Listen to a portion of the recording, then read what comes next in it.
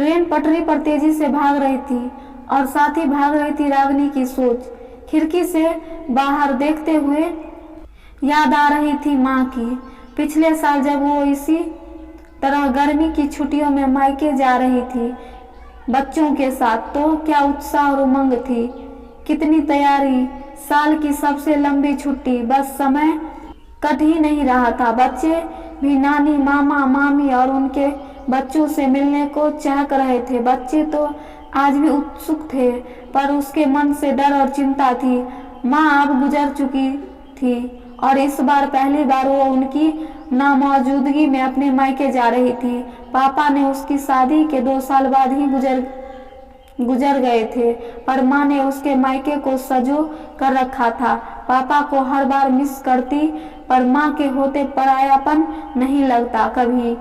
माँ भी महीनों पहले से उनका इंतजार करती, मनोहार से बुलाती, कितनी तैयारी करती और उस थोड़े से दिनों में साल भर की कसर निकाल देती। उसका छोटा बेटा आनंद और उसकी पत्नी नेहा भी अच्छे थे, पर क्या अब भी सब वैसा होगा जैसा हमेशा होता था? घर तो माँ के बिना सूना लगेगा ही।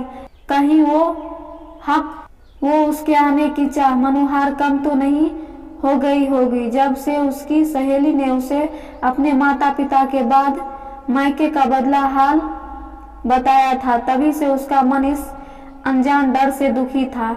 उसने यहाँ तक सोच लिया था कि अगर अच्छा नहीं होगा तो वो जल्द वापस आ जाएगी। सोचते सोचते स्टेशन आ गया। आनंद के साथ बच्चे भी लेने आए थे। घर पहुंची तो जैसे माँ बार बार गेट के चक्कर लगाती थी, वैसे ही नेहा को पाया।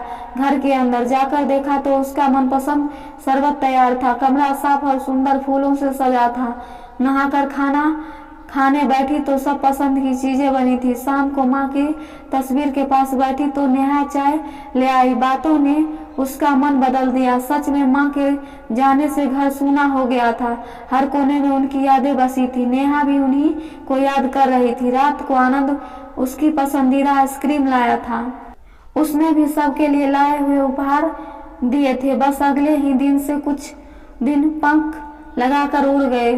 सबके यहाँ मिलने जाना, थोड़ी शॉपिंग, थोड़ा घूमना, और नेहा तो उसे कितनी बार चाट दिखाने भी मनोहार करके ले गई थी। माँ के ना होते हुए भी सब कुछ पहले जैसा ही तो हो रहा था, वही दुलार, वही हल्कापन। और तभी एक दिन उसने देखा कि नेहा अचार के डब्बों में से अचार, घर के पिसे मसालों और गाँव से लाया गुड़ और बहुत सा और सामान पैक कर रही थी। यहाँ तो माँ क्या करती थी? जब उसके वापस जाने का समय आता, उसने पूछा तो नेहा ने कहा, दीदी आप अब कुछ दिन बाद चले जाओगे, मेरा तो मन ही नहीं लगेगा। माँ हमेशा आपको ये सब देती थी ना, तो मैंने भी सब पैक करने का सोचा है। गले ही लगा लिया था रागिनी ने नेहा। सारा डर और शक खत्म हो गया था। इस 1 महीने में माँ की याद बहुत आई, और पर आनंद और खासकर नेहा ने उसे इतना प्यार, सम्मान और अपनापन दिया था कि वो समझ गई थी कि उसका मायका आज भी उसका था और हमेशा रहेगा।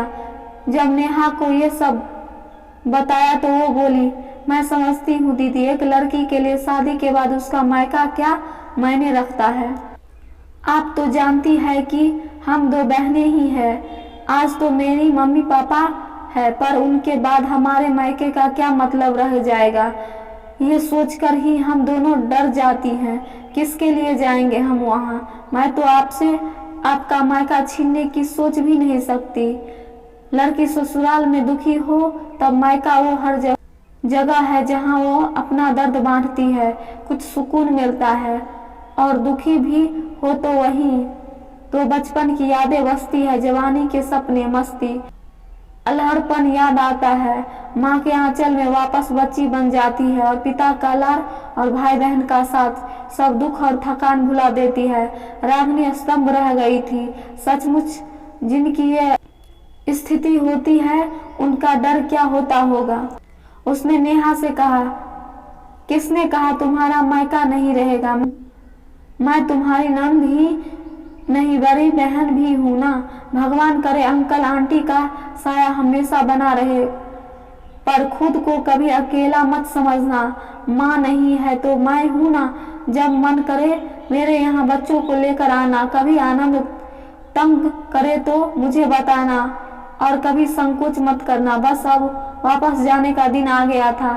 उससे ज्यादा तो नेहा रो रही थी। फिर आने और जल्दी मिलने और रोज फोन करने के वादे के साथ रागिनी वैसे ही विदा हो रही थी जैसे माँ किया करती थी। फिर आने के लिए रागिनी भाग्यशाली है कि उसकी माँ के बाद भी उसके मायके में सब कुछ पहले जैसा ही था। पर सबके साथ ऐसा नहीं हो पाता। कुछ की स्थिति नेहा जैसी होती है और कुछ करने के लिए सब बदल जाता है। पर अगर अंदर आनंद और नेहा जैसी सब हो और फिर रागिनी जैसा प्यार देने वाला मिल जाए तो माँ की कमी रहेगी, पर माँ के बिना मायका कभी पराया नहीं होगा।